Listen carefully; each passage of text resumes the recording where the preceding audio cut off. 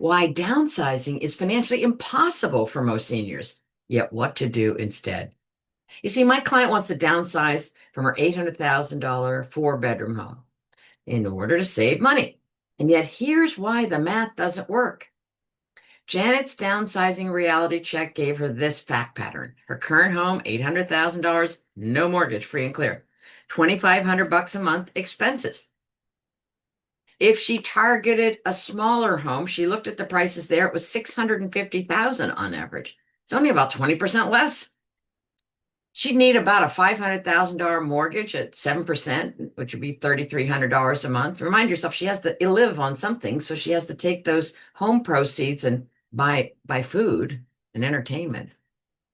Then she'd have $1,800 a month in taxes and insurance and maintenance. And that's about $5,100 a month versus the current $2,500 a month she's paying now.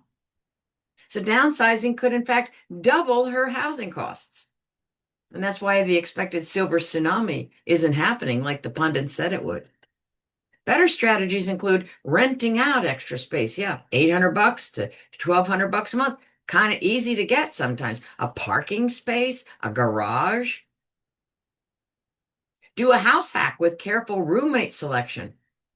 You don't have to sign on with someone forever. Sign on and bring someone in for a couple months, maybe international travelers, if you're adjacent to an interesting city or state, for example.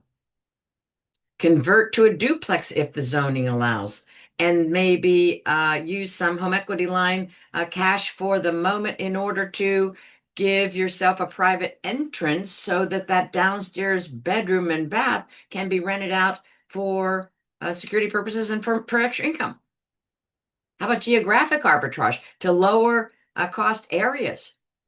Sometimes the smart move is optimizing what you have yet and not moving. I just want to throw out a bunch of options. So are you facing impossible downsizing math? Share your housing challenge below. I'm Deborah Morrison, finding solutions that actually work.